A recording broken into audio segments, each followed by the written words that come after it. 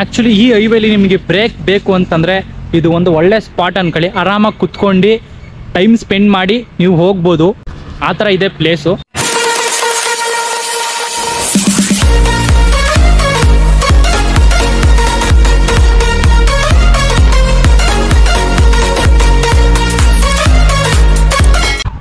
ಎಲ್ರಿಗೂ ಶ್ರೀ ವ್ಲಾಗ್ಸ್ಗೆ ಸ್ವಾಗತ ಸುಸ್ವಾಗತ.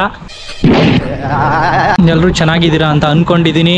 ನಿಮ್ಗೆ ಗೊತ್ತಿರೋ ಹಾಗೆ ಮೈಸೂರಲ್ಲಿ ಸಿಕ್ಕಾಬಟ್ಟೆ ಅಂದ್ರೆ ಸಿಕ್ಕಾಬಟ್ಟೆ ಮಳೆ ಬರ್ತಿದೆ. ಇವತ್ತಿನ ವ್ಲಾಗ್ ಯಾವ ಪ್ಲೇಸ್ ಅಪ್ಪ ಅಂತ ನೀವು ಕೇಳೋದಾದ್ರೆ ಶ್ರೀ ಕರಿಕಲ್ಲು ಗಣಪ ಅಂತ ಒಂದು ದೇವಸ್ಥಾನ ಇದೆ, ಅಲ್ಲಿಗೆ ನಾನು ಇವತ್ತು ಬಂದಿದ್ದೀನಿ.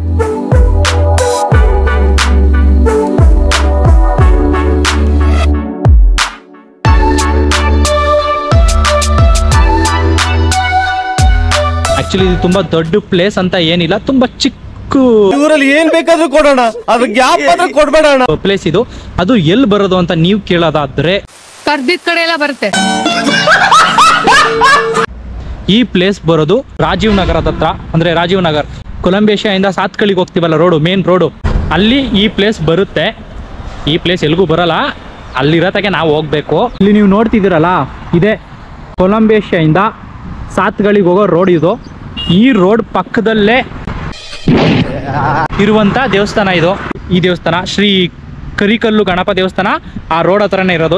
ಆಮೇಲೆ ಯಾವುದೋ ಒಂದು ಮರ ಕೂಡ ಇದೆ, ಅಂದ್ರೆ ಹಳ್ಳಿ ಕಟ್ಟೆ ತರ ಈಗಲೂ ಇದೆ ಹಳ್ಳಿಗಳಲ್ಲಿ. ಹಳ್ಳಿ ಕಟ್ಟೆ ಅಂತ ಅಂದ್ರೆ ಎಲ್ಲಾ ಹಿರಿಯರು ಕುತ್ಕೊಂಡು ಮೀಟಿಂಗ್ ಮಾಡುವಂತ ಪ್ಲೇಸ್ ಇದು. ಇದೇ ದೇವಸ್ಥಾನ. ಆಕ್ಚುಲಿ ದೇವಸ್ಥಾನ ಓಪನ್ ಇಲ್ಲ. ಇದು ಯಾವಾಗ ಓಪನ್ ಅಂತಂದ್ರೆ ಸೋಮವಾರ ಮತ್ತೆ ಶುಕ್ರವಾರ, ಅಂದ್ರೆ ಮಂಡೇ ಮತ್ತೆ ಫ್ರೈಡೆ ಈ ದೇವಸ್ಥಾನ ಓಪನ್ ಇರುತ್ತೆ. ನನ್ನ ಪ್ರಕಾರ ಹೈಟ್ ಅಲ್ಲಿ ಇದೆ, ಸೊ ವ್ಯೂ ತುಂಬಾ ಚೆನ್ನಾಗಿರುತ್ತೆ ಅಂತ ಅನ್ಕೊಂಡಿದೀನಿ.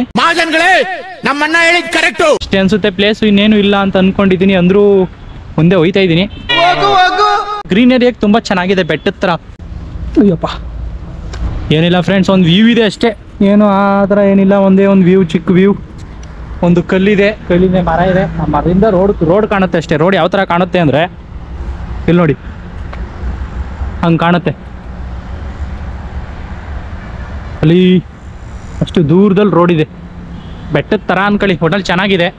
ಯಾರ್ಯಾರು ಬರ್ತೀರಾ ಅವ್ರಿಗೆ ಲೊಕೇಶನ್ ನಾನು ಡಿಸ್ಕ್ರಿಪ್ಷನಲ್ಲಿ ಹಾಕಿರ್ತೀನಿ, ದಯವಿಟ್ಟು ಬನ್ನಿ. ವರ್ಷಕ್ಕೆ ಒಂದೇ ಒಂದ್ಸಲಿ ಅಂತೆ ಹಬ್ಬ ಥರ ಮಾಡ್ತಾರೆ. ಅದು ನನ್ನ ಪ್ರಕಾರ ಕರಿಕಲ್ಲು ಗಣಪ ಅಂತಂದರೆ ಇದು ಚತುರ್ಥಿ ಟೈಮಲ್ಲೇ, ಅಂದರೆ ಇನ್ನೇನು ಬರುತ್ತಲ್ಲ ಗಣೇಶ ಹಬ್ಬ, ಆ ಟೈಮಲ್ಲಿ ಪೂಜೆ ಮಾಡೇ ಮಾಡ್ತಾರೆ.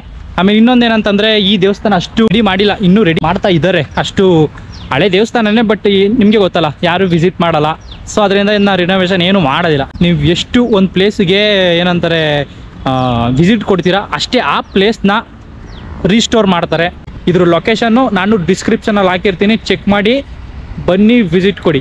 ಇದ್ರ ಪಕ್ಕದಲ್ಲೇ ಇನ್ನೂ ಒಂದು ದೇವಸ್ಥಾನ ಇದೆ, ಶ್ರೀ ಬಿಸಿಲು ಮಾರಮ್ಮ ದೇವಸ್ಥಾನ ಅಂತ. ಅದನ್ನು ಅಷ್ಟೇ ರೋಡ್ಗೆ ಅಟ್ಯಾಚ್ ಆಗಿದೆ, ಅಂದರೆ ರೋಡ್ ಪಕ್ಕದಲ್ಲೇ ಇದೆ. ಅದನ್ನು ಹೆಂಗಿದೆ ಅಂತ ತೋರಿಸ್ತೀನಿ, ಬನ್ನಿ ಅಲ್ಲಿಗೆ ಹೋಗೋಣ. ಕರಿಕಲ್ಲು ಗಣಪ ದೇವಸ್ಥಾನದ ಪಕ್ಕದಲ್ಲೇ ಇನ್ನೂ ಒಂದು ದೇವಸ್ಥಾನ ಇದೆ, ಅದೇ ಶ್ರೀ ಬಿಸಿಲು ಮಾರಮ್ಮನ ದೇವಸ್ಥಾನ ಅಂತ. ಈ ದೇವಸ್ಥಾನ ತುಂಬ ಚೆನ್ನಾಗಿದೆ. ಇದು ಅಷ್ಟೇ ಸಾತ್ಕಳ್ಳಿ ಡಿಪೋಗೆ ಹೋಗುತ್ತಲ್ಲ ರೋಡು, ಅಂದರೆ ಕೊಲಂಬೇಶಿಯಿಂದ ಸಾತ್ಕಳ್ಳಿಗೆ ಹೋಗೋ ರೋಡಲ್ಲಿದೆ. ಅಂದರೆ ಇದು ರಾಜೀವ್ ನಗರಲ್ಲಿರೋದು ಶ್ರೀ ಬಿಸಿಲು ಮಾರಮ್ಮ ಟೆಂಪಲ್ ಅಂತ.